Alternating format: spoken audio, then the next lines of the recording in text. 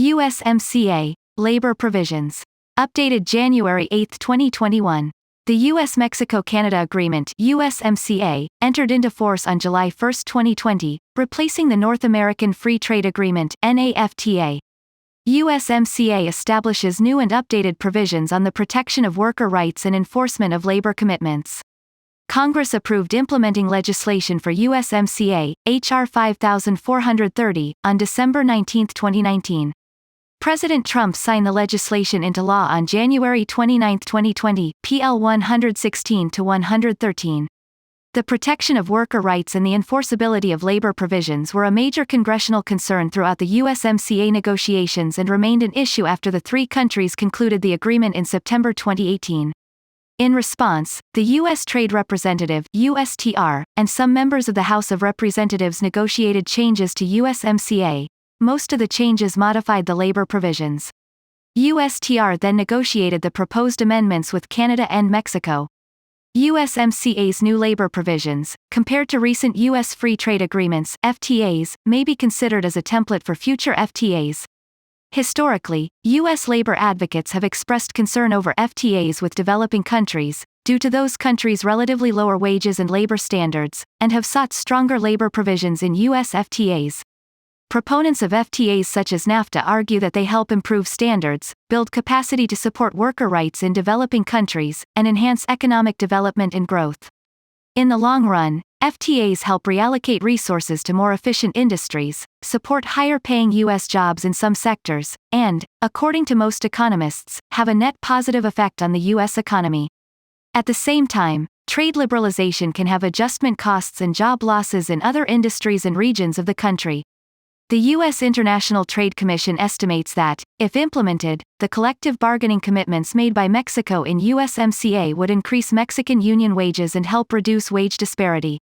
NAFTA's labor provisions were in a side agreement called the North American Agreement on Labor Cooperation, NAALC, which contained 11 guiding principles pertaining to worker rights and provisions on technical assistance, capacity building, and separate dispute procedures. A goal of the agreement was to resolve issues in a cooperative manner through ministerial consultations in numerous areas, including freedom of association and collective bargaining.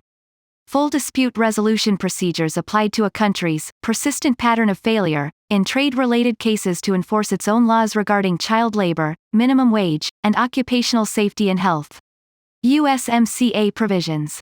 USMCA includes components of more recent US FTAs that strengthen NAFTA provisions and provide recourse to the same dispute settlement mechanism as other parts of the agreement.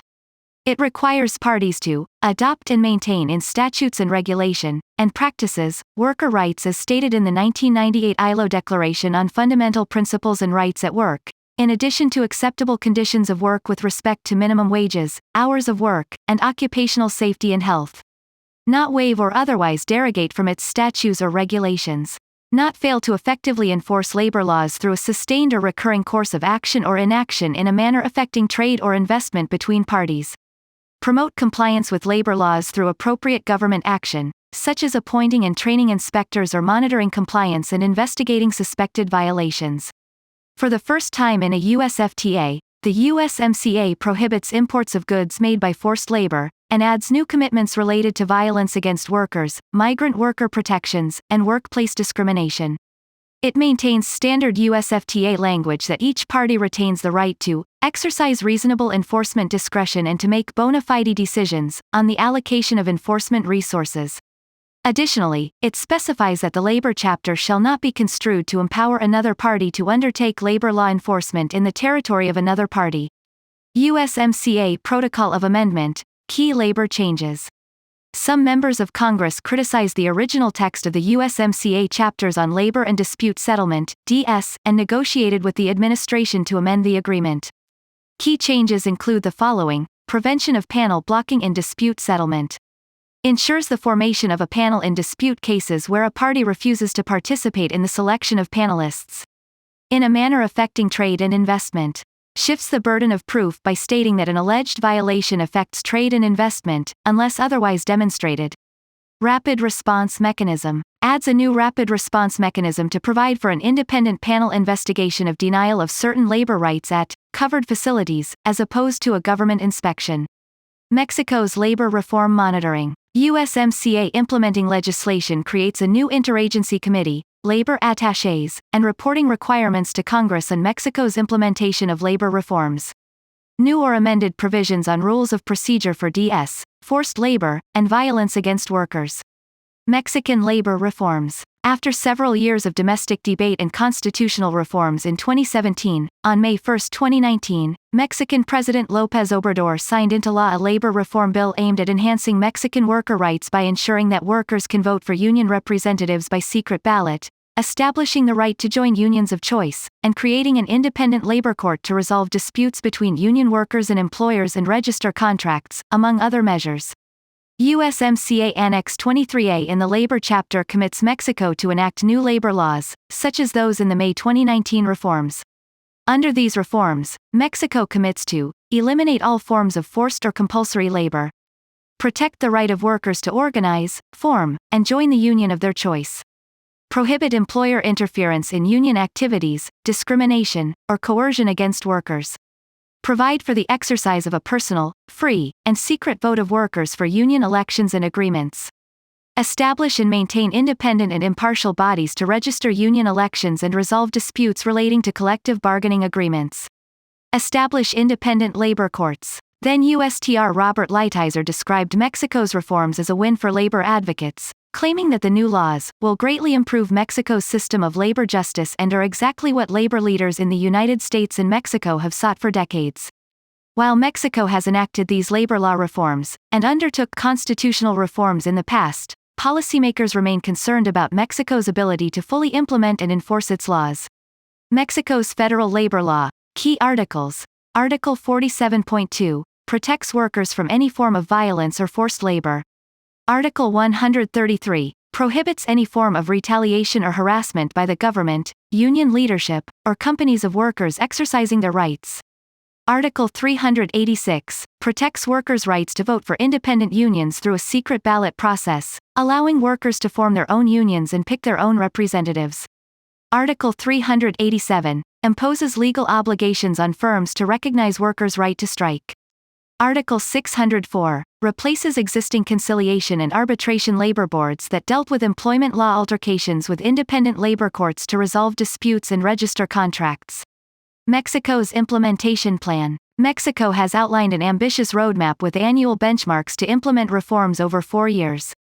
Mexican officials contend that replacing the Conciliation and Arbitration Board with independent labor tribunals and courts run by the judicial branch over the next 3 years will ensure effective enforcement. After Mexico's president submitted budget proposals to Mexico's Congress on September 1, 2019, critics questioned whether the 2020 budget and plan would be sufficient. Subsequently, some members of Congress proposed adding a labor inspection system within USMCA to ensure stronger enforcement.